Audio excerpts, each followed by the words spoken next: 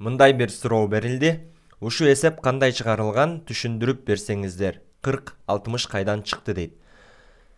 Бул маселеде окуп көрөлү. Жогоруда маселенин чыгарылышы келтирилген. Бул маселеден төмөн жакта саналгандардын кайсынысын табышат дейт. Элементтердин массалык бөлүштөрүн, бирикменин формуласын, атомдордун малярдык массасын, атомдордун массаларынын катышын дейт. Бул жерде мындай мисалга окшош экен. 40 бөлүнгөн 32 деп атат. 32 деген бул эмненики? Күкүрттүн молекулалык атомдук массасы 32. Кычкылтектики 16. Демек, качан мольду тапканда биз массаны атомдук салмакка же молекулалык массага, атомдук массага бөлмөкпүз. Бул жерде экөөнүн молун таап атат. Бул суроонун берилиши мындай болушу болгон деп элестетсек болот. Белгилүү бир зат бар, S, X, O, Y деген зат бар. Анын ичинде S-тин үлүшү 40% массалык үлүшү. Кайсыныкы? O'нун массалык үлүшү V менен да берип койсо керек эле. O'нун массалык үлүшү 60% деп берген. Мында биз каалаган граммды алып туруп эле бул маселедеги атомдордун эмнесин катышын тапсак болот. Анда 100 грамм деп элестеткен көбүнчө оңой. Эгерде бул заттан 100 грамм бар болгон болсо, анда анын күкүрт канча грамм болмок? Күкүрт 40 грамм болмок, кычкылтек болсо 60 грамм болмок. Анан булардын мольдорун таап туруп, анан катышын таап коет. Аны үчүн муну 32 грамм мольго бөлөбүз. Мунукун болсо 16 грамм мольго бөлөбүз. Ошондо биз булардын молун табабыз. Мисал, молун тапканда 40-ты 32-ге бөлө турчу болсок, мен калькуляторум менен бөлөйүн. Бул жерде деле көрсөтүп турат, бирок 40-ты 32-ге бөлсөңөр 1,25 моль экен. Демек, бул күкүрттүн молу. Ошол 100 грамм заттын ичинде кычкылтектен канча бар экен? 3,75 моль бар экен. Эгер бизге көп зат берилсе, мисал, биякта дагы суутек болуп, пайыздары башка болсо, айырмасы жок. 100 грамм деп алып, ар биринин граммын ошо канча пайыз болсо, ошончо грамм деп мольдорго бөлүп коебуз.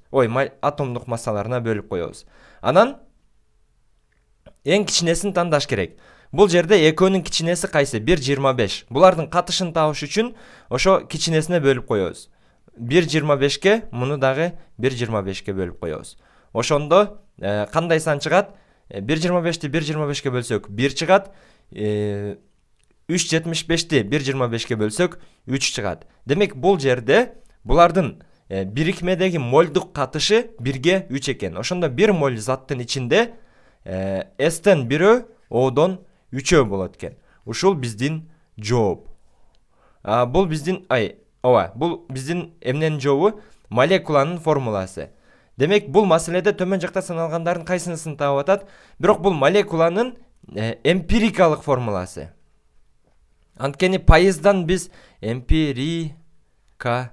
бул өзүнчө бир тема. Эмпирикалык формула катыштар бирге болот. Молекулалык формуласы, мисалы, S2O6 болгон болушу мүмкүн, же SO3 болгон болушу мүмкүн. S2O6да дагы күкүрттүн пайызы 40%, O'нуку 60%. Бул жерде дагы күкүрттүкү 40%, O'нуку 60%. Ошондуктан биз кайсынысы жөнүндө айтып атканын билбейбиз. Бирикменин ичинде атомдордун катышын эле билебиз. Эгер молекуланын жалпы массасы мынча деп бергенде, анда молекулалык массадан таап коймокпуз. Бул маселеден төмөн жакта саналган кайсынысын табышты? Элементтердин массалык үлүштөрүн. Жок, массалык үлүшү бири 40%, бири 60% деп башында эле берилген. Бул эмес. Бирикменин формуласын кайсы формуласы? Молекулалыкпы, эмпирикалыкпы деген суроо болуп калат. Атомдордун малярдык массасын жок. Атомдордун малярдык массасы бизге берилип турат. 32 менен 16. Бул S менен O болгон үчүн ансыз эле билебиз буларды. Муну тапкан жокпуз биз. Бул дагы эмес. X. Атомдордун массаларынын катышын. Жок, массаларынын катышын болгондо анда 40-ты 60-ка бөлүп коюш керек болчу. массалардын катышын эмес, биз мольдорунун катышын таап атабыз. 40-ты 32-ге бөлүп молун таптык, анан ошол экөөнүн тең мольдорун таптык. Бири 1,25, бири 3,75.